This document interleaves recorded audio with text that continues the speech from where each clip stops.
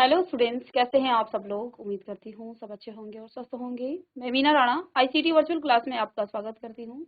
Students, हम पढ़ रहे हैं क्लास 7 की हिंदी व्याकरण में। आज हम शब्द विचार को रिवाइज करेंगे। तो देखिए, आपका पहला चैप्टर भाषा, लिपि और व्याकरण है। दूसरा चैप्टर आपका वर्ण विचार है। तीसरा जो आपका हिंदी में आ जाता है, क्योंकि हम सीक्वेंस से पढ़ेंगे, शब्द विचार। तो पहले हमने इससे पहले वर्ण विचार आपको पढ़ाया कि वर्ण क्या होते हैं, ठीक है। और शब्द विचार के बारे में हम यहाँ पर आज की क्लास में पढ़ेंगे। तो आप जानते हैं, हिंदी भाषा में जो आपके वाक्य हैं, उसकी सबसे छोटी इकाई जो है वर्ण है। वर्णों से मिलकर के आपके शब्द बनते हैं, शब्द से मिलकर के आपके वाक्य बनते हैं, और वाक्यों के मेल से आपकी भाषा बनती है, ठीक है ना। तो यहाँ पर आप पढ़ रहे हैं आज की क्लास में शब्द विचार। तो बस देखिए, ये आपका एक शब्द है, दूसरा भेड़िया, तीसरा खरबूजा।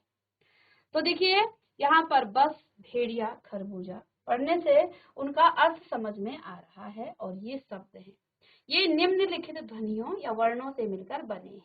तो जो ये बस शब्द है ना, ये आपका ब, ये हलंत के साथ है, यानी कि इसमें कोई स्वर नहीं है। धन अ, और जो स है वो भी स और अ इन दोनों के मेल से बना है, और ये भी इन दोनों के मेल से ही बना है। फिर भेड़िया जो है शब्द भ, ए, ड़, इ, य और आ इनसे मिलकर बना है। खरबूजा आपका ख, अ, त, इस प्रकार से ये आपके शब्द जो हैं। अब यहाँ पर उपयुक्त सभी सार्थक शब्द समूह हैं। यदि हम इन वर्णों को इधर उधर कर दें तो इनका अर्थ जो है स्पष्ट नहीं होगा, अतः वर्णों के सही योग से शब्द बनते हैं। इस प्रकार हम कह सकते हैं कि वर्णों के सार्थक मेल को शब्द कहा जाता है। आपने लिखना है, ये तो समझाने के लिए था, सिर्फ आप लिखेंगे कि वर्णों के सार्थक मेल को शब्द कहा जाता है। जहां पर आपके वर्णों के सार्थक मेल होगा, वहां पर आपका शब्द होगा। अब यहाँ पर आपका खरबूजा है, इसी को आप अगर आगे पीछे कर दें, रखबूजा नहीं हो सकता है।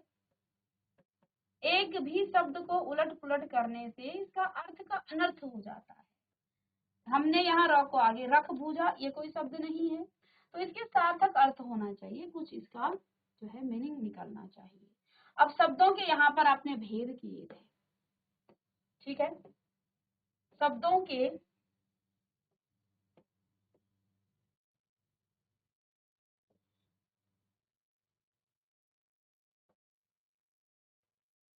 तो अब आप देखिए शब्दों के भेद। शब्द के भेद जो हैं कितने होते हैं। तो यहाँ पर हिंदी भाषा में शब्दों को 3 आधारों पर बांटा गया है। भेद भी इसके अलग अलग आधारों पर हुए हैं। हिंदी भाषा में शब्दों को 3 आधारों पर बांटा गया है। पहला है आपका उत्पत्ति के आधार पर, दूसरा आपका बनावट के आधार पर, और तीसरा आपका प्रयोग के आधार पर।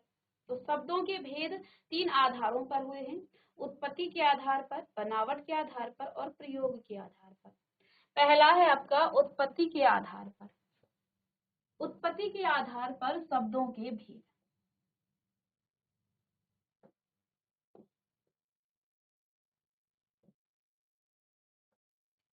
तो देखिए, संस्कृत भाषा के वे शब्द जो हिंदी में ज्यों के त्यों अर्थात बिना किसी परिवर्तन के प्रयोग किए जाते हैं। क्या? संस्कृत भाषा के वे शब्द जो हिंदी में ज्यों के त्यों प्रयोग किए जाते हैं, ठीक है। अर्थात बिना किसी परिवर्तन के प्रयोग किए जाते हैं। जैसे आपका कर्ण हो गया, दधि हो गया, दुग्ध हो गया, आदि शब्द आपके क्या हैं, ये आपके तत्सम। तो उत्पत्ति के आधार पर भी आपके शब्दों के 4 भेद हैं। पहला है तत्सम, दूसरा है तद्भव, तीसरा देशज और चौथा आपका विदेशी शब्द।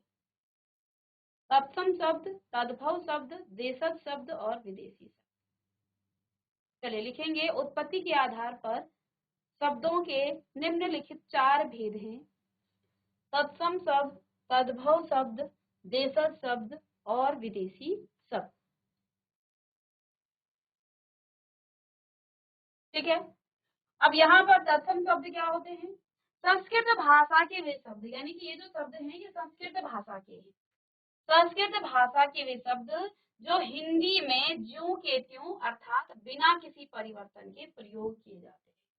जैसे आपका कर्ण हो गया, दधी हो गया, दुग्ध हो गया, आदि शब्द किसके हैं? ये संस्कृत भाषा के शब्द हैं, लेकिन इनको हिंदी में भी ज्यों का त्यों प्रयोग किया जाता है।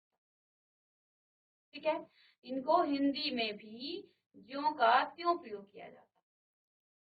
तो ये आपके तत्सम शब्द कहलाते हैं। क्या कहलाते हैं? तत्सम शब्द कहलाते हैं। ठीक है, इसके बाद नेक्स्ट देखिए तद्भव शब्द।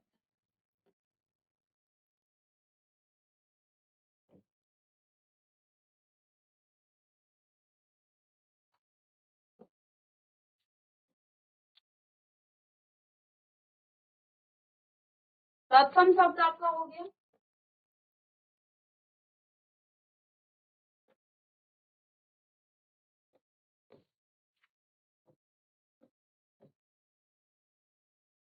दूसरा है आपका तद्भव शब्द। तद्भव शब्द क्या होता है? संस्कृत भाषा के लिए शब्द जो कुछ बदले हुए रूप में, यानी कि अब आपके पास ये शब्द भी आपके संस्कृत के ही हैं, लेकिन अब ये आपके कुछ बदले हुए रूप में हिंदी में प्रयोग किए जाते हैं, यानी कि जो संस्कृत में था उन्हीं में थोड़ा सा बदलाव किया जाता है, तो ये आपके तद्भव शब्द कहलाते हैं। जैसे आपका कान, दही, दूध आदि शब्द, ये आपके क्या हैं? ये आपके तद्भव शब्द हैं, क्योंकि इनमें परिवर्तन किया गया है। ठीक है, कुछ तत्सम और तद्भव शब्द निम्न प्रकार यहाँ पर हैं। जैसे तत्सम शब्द आपका सूर्य है, ठीक है, और इसी का तद्भव आपका सूरज, यानी कि ये जो है बिना परिवर्तन का है। तत्सम यानी कि जैसे संस्कृत में था वैसे ही हिंदी में भी प्रयोग होगा, और तद्भव यानी कि इनमें कुछ परिवर्तन हुआ है। ठीक है, स्वर्ण आपका संस्कृत भाषा का शब्द तत्सम है और सोना आपका तद्भव हो जाएगा। दधी आपका तत्सम है और दही आपका तद्भव हो जाएगा। हस्त आपका तत्सम है और हाथ आपका क्या हो जाएगा? तद्भव हो जाएगा। ग्राम आपका तत्सम है और तद्भव आपका गांव हो जाएगा। रात्रि तत्सम और रात आपका क्या है? तद्भव है। ठीक है ना? इसके बाद देखिए दंत आपका क्या है? तत्सम यानी कि संस्कृत भाषा का शब्द है और दांत आपका तद्भव। मुख आपका तत्सम और मुंह आपका तद्भव। घोटक आपका तत्सम और घोड़ा आपका तद्भव। सर्प आपका तत्सम और सांप आपका तद्भव।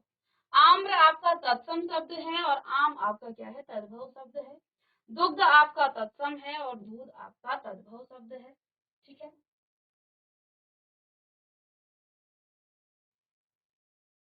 मयूर आपका तत्सम है और मोर आपका तद्भव है। घृत आपका तत्सम शब्द और घी आपका तद्भव, यानी कि ये संस्कृत भाषा का शब्द है और इसी का बदलाव घी, इसको हमने तद्भव शब्द में कहा। कर्ण आपका तत्सम है और कान आपका तद्भव है। सत्य आपका तत्सम और सच आपका क्या है? तद्भव है। अग्नि तत्सम शब्द है और आग आपका तद्भव है, और चंद्र आपका तत्सम है और चांद आपका तद्भव शब्द है। तो यहाँ पर आपके कुछ तत्सम और तद्भव शब्द हैं। ठीक है ना? तो आप इनको जल्दी से लिखिएगा।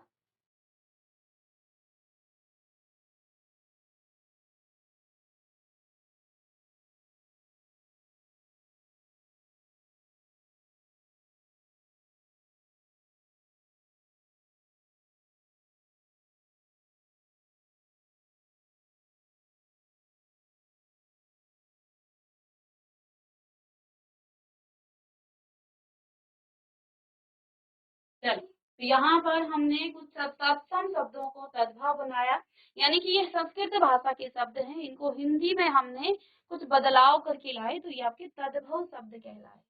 ठीक है, इसके बाद आपका नेक्स्ट है देशज शब्द। हमने तत्सम शब्द पढ़ लिया, अब है आपका देशज शब्द। तो देशज शब्द क्या होते हैं? देशज का मतलब, इसका मीनिंग,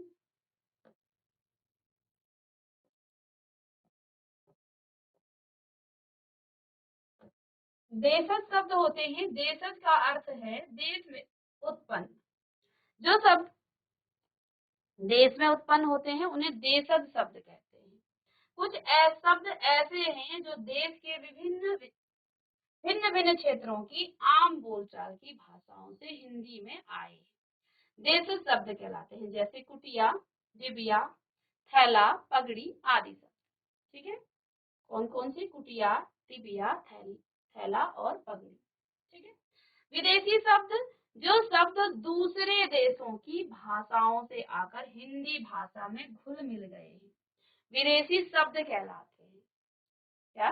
जो दूसरे देशों की भाषाओं से आकर के हिंदी भाषा यानी कि बाहर के देशों के जो शब्द हैं उनको हम हिंदी में भी प्रयोग करते हैं, वे शब्द आपके क्या कहलाते हैं? विदेशी शब्द।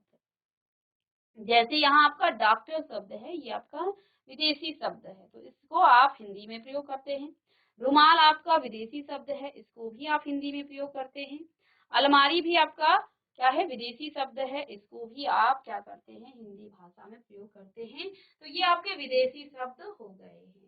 तो ये उत्पत्ति के आधार पर 4 आपके यहाँ पर भेद हुए हैं। ठीक है, पहला भेद आपका तत्सम शब्द, हिंदी संस्कृत शब्द के भाषा के जो शब्द हैं जिनको हिंदी में प्रयोग किया जाता है ज्यों का त्यों, यानी इसमें कोई परिवर्तन नहीं किया जाता है, वे आपके क्या कहलाते हैं? तत्सम। अब तद्भव क्या होते हैं? जिनको हिंदी भाषा में प्रयोग तो किया जाता है लेकिन उनमें कुछ परिवर्तन किया जाता है, तो वे आपके तद्भव शब्द कहलाते हैं।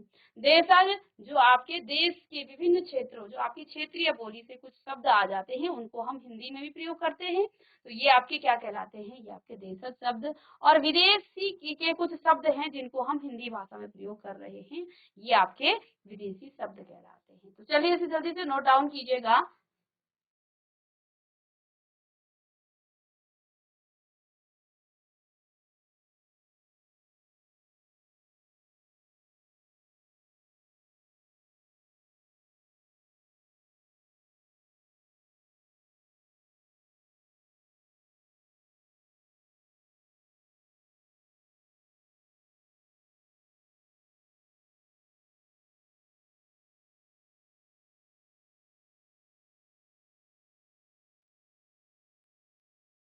चलिए, अब ये उत्पत्ति के आधार पर आपके शब्दों के भेद थे। ठीक है, दूसरा देखिए 3 आधार पर हम यहाँ पर शब्दों के भेद पढ़ेंगे। दूसरा है बनावट के आधार पर। ठीक है, तो बनावट के आधार पर आपका रूढ़ शब्द, यौगिक शब्द और योग रूढ़ शब्द।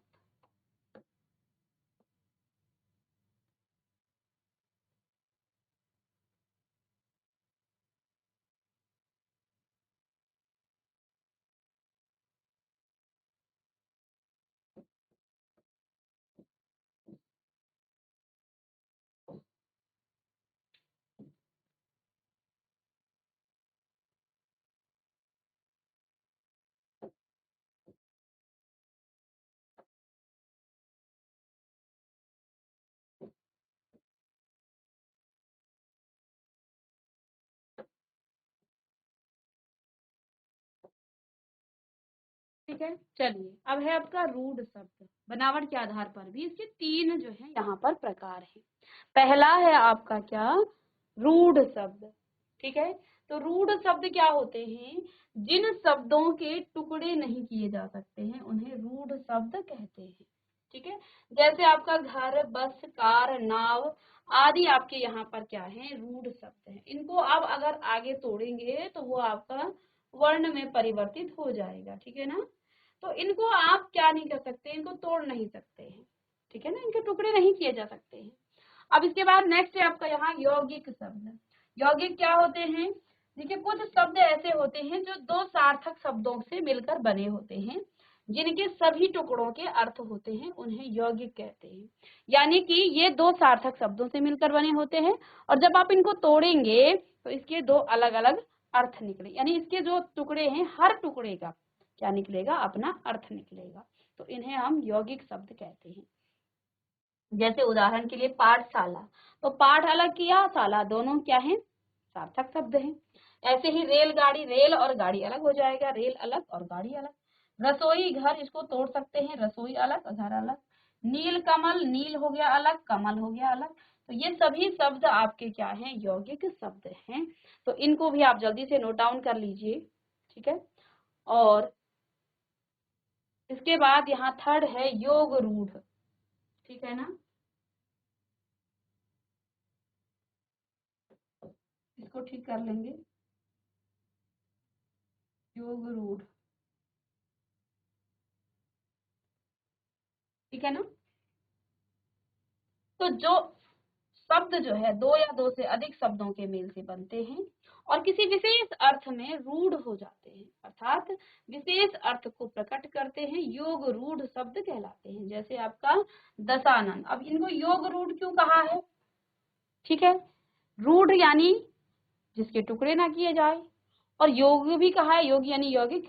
ठीक है, तो योग रूढ़ इनको क्यों कहा गया है? क्योंकि देखिए, जो शब्द दो या दो से अधिक शब्दों के मेल से बनते हैं, इसमें दो या दो से अधिक शब्द होंगे, साथ में किसी विशेष अर्थ में ये रूढ़ हो जाते हैं, यानी कि इसका एक विशेष अर्थ निकलेगा, वहां पर ये रूढ़ होगा। अब देखिए दशानन आप कहेंगे यहाँ पर, तो हम इसको तोड़ सकते हैं, दस और आनंद, तो हम यहाँ पर क्या कह रहे हैं, ये यौगिक है यहाँ पर दशानन शब्द, है ना, क्योंकि इसको हमने तोड़ा है, और तोड़ने के बाद भी दोनों के अलग अलग अर्थ आ रहे हैं, सार्थक अर्थ वाले शब्द हैं। ये 10 का मतलब 10 से है और आनंद मुख होता है। अब दशानंद अर्थात यहाँ रावण है, और रावण आपका रूढ़ शब्द है, तो विशेष अर्थ में तो ये रूढ़ हो गया, इसको अब आप तोड़ेंगे नहीं, तोड़ नहीं सकते हैं। और ऐसे ही पंकज, पंक मतलब कीचड़ और ज मतलब जन्म, तो दो ये तो यहाँ पर यौगिक है, लेकिन पंकज किसे कहा जाता है? कमल को, और कमल क्या है? रूढ़ शब्द है। ठीक है, तो विशेष अर्थ में तो ये रूढ़ होगा, और बाकी जो है यहाँ पर ये आपका यौगिक की तरह काम कर रहा है, तो इसलिए इसको कहा जाता है योग रूढ़। तो जब किसी शब्द के विशेष अर्थ में वो जो है रूढ़ होता है, तो उसे योग रूढ़ कहा जाता है। इसको आप नोट डाउन कर लें।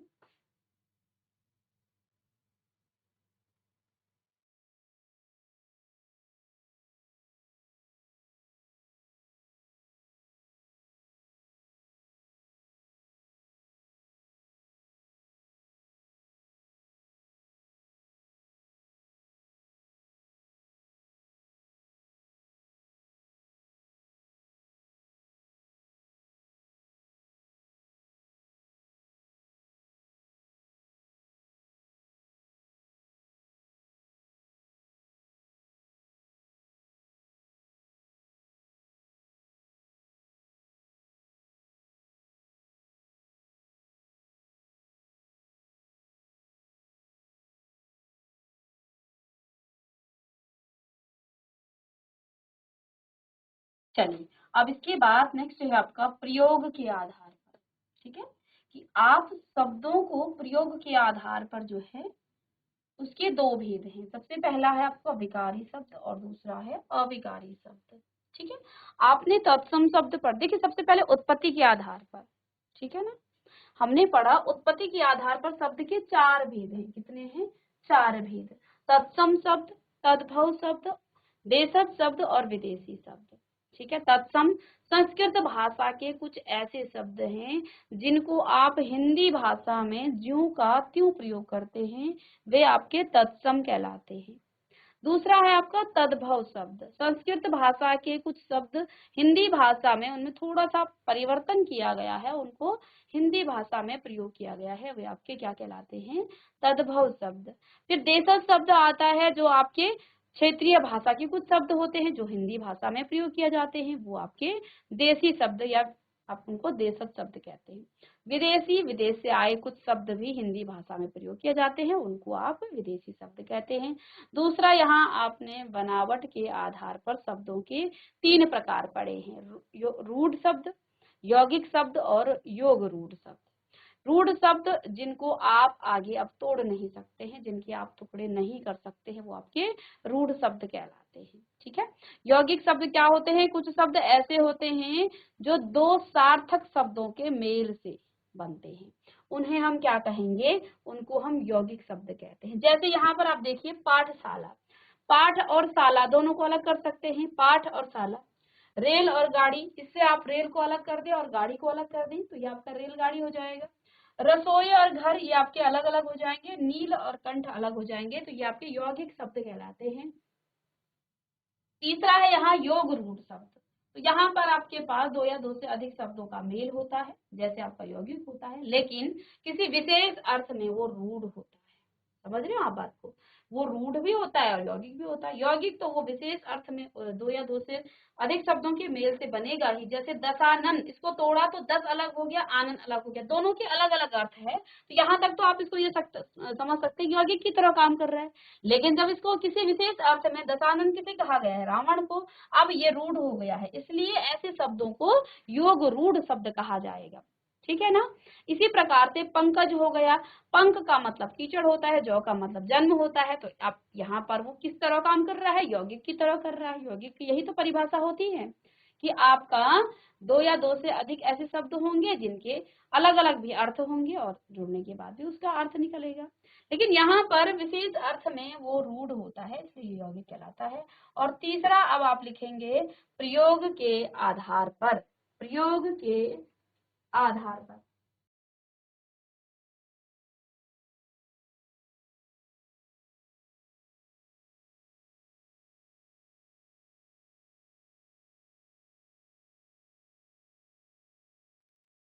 तो लिखिए यहाँ पर पहला आपका विकारी शब्द और दूसरा आपका अविकारी शब्द। प्रयोग के आधार पर भी दो भेद हैं, विकारी और अविकारी शब्द। तो विकारी शब्द क्या होते हैं?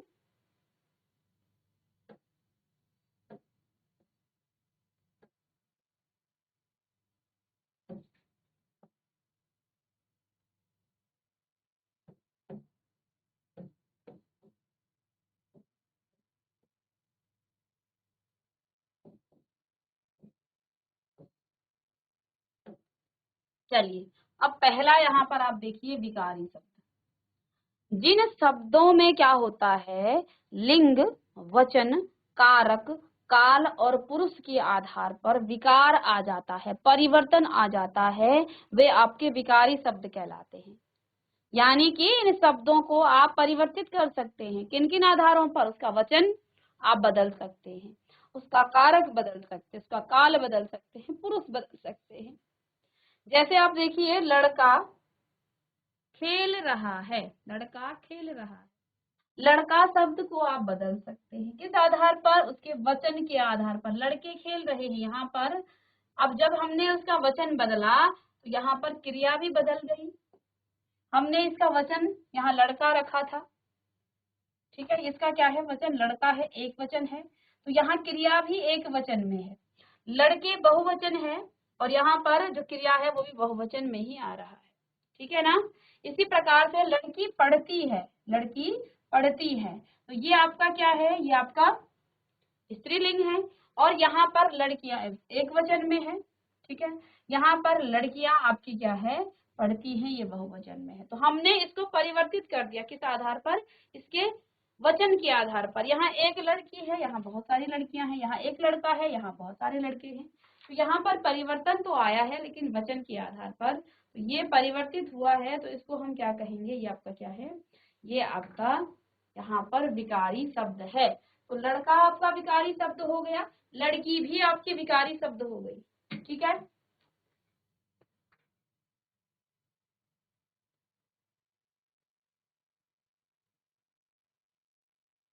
अब आप हिंदी में किन किन शब्दों में आप विकार ला सकते हैं, परिवर्तन ला सकते हैं? तो देखिए, आप संज्ञा को परिवर्तित कर सकते हैं, किसी वस्तु के नाम को परिवर्तित, मतलब उसके लिंग, वचन, कारक, काल के आधार पर ही हम कह रहे हैं। तो आप संज्ञा में परिवर्तन कर सकते हैं, आप सर्वनाम में परिवर्तन कर सकते हैं, विशेषण में परिवर्तन हो सकता है और क्रिया में भी आपका परिवर्तन हो सकता है। ठीक है। अब इसी का आपका दूसरा आ जाता है अविकारी शब्द। ठीक है, अविकारी शब्द दूसरा है आपका अविकारी शब्द। जिन शब्दों में लिंग, वचन, पुरुष, कारक या काल के कारण कोई परिवर्तन नहीं आता है, अविकारी शब्द कहलाते हैं। और ध्यान दें, इन्हें अव्यय भी कहते हैं। जिनमें परिवर्तन होता है वे विकारी, किसके आधार पर? लिंग, वचन, कारक, काल के आधार पर। और जिनमें परिवर्तन नहीं होता है वो आपके अविकारी कहलाएंगे, सीधी सी बात है। लेकिन यहाँ पर अविकारी को अव्यय भी कहा जाता है। जैसे तथा और लेकिन, कल, आज, ये सभी आपके क्या है, अविकारी हैं। इनको आप नहीं परिवर्तित कर सकते हैं। ठीक है ना। तथा शब्द आपका एक, उसका ना तो वचन चेंज होगा, ना लिंग वचन उसका लिंग चेंज होगा, ना काल उसका चेंज होगा। तो ये यहाँ पर आपके कुछ अव्यय हैं, इनको भी आप लिख लीजिएगा। जिस प्रकार से आपके विकारी शब्द चार थे, ऐसे ही अविकारी शब्द भी चार प्रकार के हैं। क्रिया विशेषण, संबंध बोधक, समुच्चय बोधक और विस्मयादि बोधक। ये 4 इसके प्रकार हैं।